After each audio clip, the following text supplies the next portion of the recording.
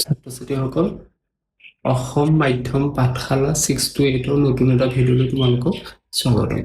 আমি যিহেতু মধ্যযুগীয় ভাৰতৰ প্ৰাদেশিক ৰাজ্যবোৰৰ প্ৰথম অনুশীলনী প্ৰশ্ন আলোচনা কৰিছিলোঁ, আজি আমি দ্বিতীয় অনুশীলনী প্ৰশ্ন আলোচনা কৰিম। তেতিয়াহ'লে আমি প্ৰশ্ন শিতানলৈ আগবাঢ়ো ব'লা। এতিয়া আমি প্ৰথম প্ৰশ্নটোলৈ আগবাঢ়ো। প্ৰথমটো আছে বিজয়নগৰ সাম্ৰাজ্য ভাৰতৰ কোন প্ৰান্তত অৱস্থিত? এটা উত্তৰ হ'ব দক্ষিণ ভাৰতত অৱস্থিত। তাৰপিছত প্ৰশ্ন হৈছে বিজয়নগৰ সাম্ৰাজ্যত শাসন কৰা ৰাজবংশ কেইটা কি কি? এতিয়া আমি দেখিব লাগিব বিজয়নগৰত শাসন কৰা 4টা প্ৰধান ৰাজবংশ হ'ল সংগম, চালুক, তুলুক আৰু অৰবিন্দু বংশ। তাৰপিছত প্ৰশ্ন হৈছে অমুক্ত মাল্যদা কোনে ৰচনা কৰিছিল? উত্তৰটো হৈছে বিজয়নগৰৰ শ্ৰেষ্ঠ ৰজা কৃষ্ণদেৱ ৰায়। হাজাৰা ৰামস্বামী মন্দিৰ ক'ত অৱস্থিত? হাজাৰা ৰামস্বামী মন্দিৰ বিজয়নগৰ সাম্ৰাজ্যৰ ৰাজধানী হাম্পিত অৱস্থিত। হাম্পিখন এতিয়া বৰ্তমান ক'ত আছে? কৰ্ণাটকত আছে।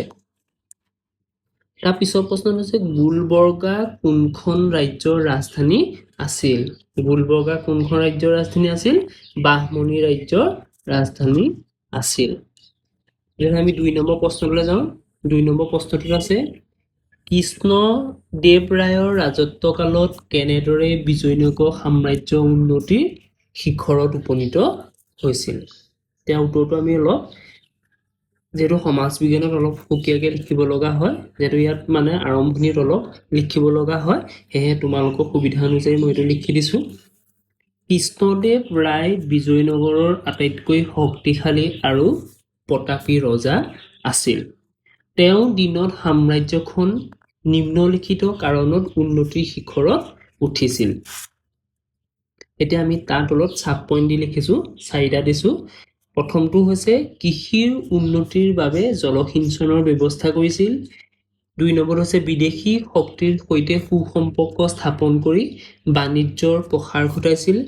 3 নম্বৰটো হৈছে তেওঁ বিদ্ৰোহীসকলক কঠোৰ হাতেৰে দমন কৰি ৰাজ্যত শান্তি স্থাপন কৰিছিল। আৰু 4 নম্বৰটো হৈছে তেওঁ সামৰিক অভিযানৰ জৰিয়তে ৰাজ্যৰ পৰিসীমা বৃদ্ধি কৰিছিল। এতিয়া তোমালোকে ধৰিব পাৰিছা এইকেইটা প্ৰশ্ন যিহেতু সমাজ বিজ্ঞানত অলপ সুকীয়াকৈ লিখা হয়, সেয়েহে তোমালোকক সেই সুবিধা অনুযায়ী মই বনাই দিছোঁ। এতিয়া আমি তাৰ পিছৰ প্ৰশ্নটোলৈ যাওঁ।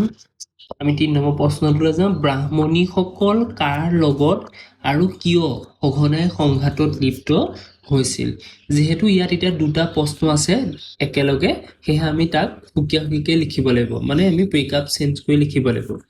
উত্তৰটো হৈছে ব্ৰাহ্মণীসকল প্ৰধানকৈ চুবুৰীয়া বিজয়নগৰ সাম্ৰাজ্যৰ সৈতে সঘনাই সংঘাতত লিপ্ত হৈছিল। এইটো আমি নম্বৰ পালোঁ 1 নম্বৰ। তাৰপিছত দিছে এই সংঘাতৰ প্ৰধান কাৰণবোৰৰ ভিতৰত আমাক যিহেতু ইয়াত দেখিছিলে যে সংঘাতৰ কাৰণসমূহ লিখা, সেয়ে আমি সেই পইণ্টটো আমি সুকীয়াকৈ লিখিছোঁ। 1 নম্বৰ হৈছে কৃষ্ণ আৰু তুংগভদ্ৰা নদীৰ মাজৰ অতি সাৰুৱা অঞ্চল ৰায়চুৰদুৱাক দখল কৰা। 2 নম্বৰ পইণ্টটো হৈছে ধৰ্মীয় মতাদৰ্শৰ পাৰ্থক্যৰ কাৰণে।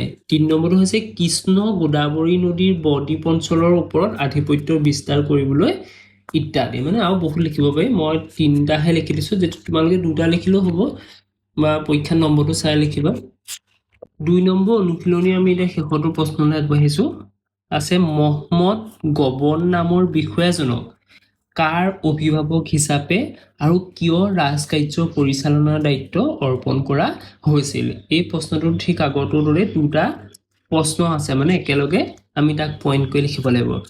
এতিয়া আমি লিখিব লাগিব যে মহম্মদ গবাৰ্ণক বাহমনি ৰাজ্যৰ নাবালক ৰজা 3য় মহম্মদ শ্বাহৰ অভিভাৱক হিচাপে নিযুক্তি দি ৰাজকাৰ্য পৰিচালনাৰ দায়িত্ব দিয়া হৈছিল, যিহেতু তেতিয়া তেওঁ সৰু আছিল। তাৰপিছৰ পইণ্টটো হ'ব যে গবান এজন অতি বিচক্ষণ ৰাজনীতিবিদ, সমাজ সংস্কাৰক আৰু দক্ষ সেনাপতি আছিল।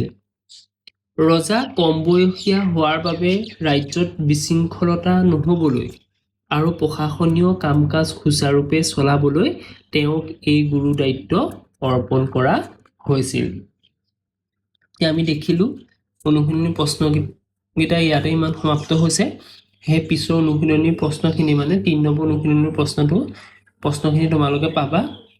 তাৰ আগতে তোমালোকক কৈ থওঁ চেনেলটো ছাবস্ক্ৰাইব কৰি দিবা, তেতিয়াহে তোমালোকে আকৌ পিছৰ অনুশীলনী প্ৰশ্নখিনি পাবা।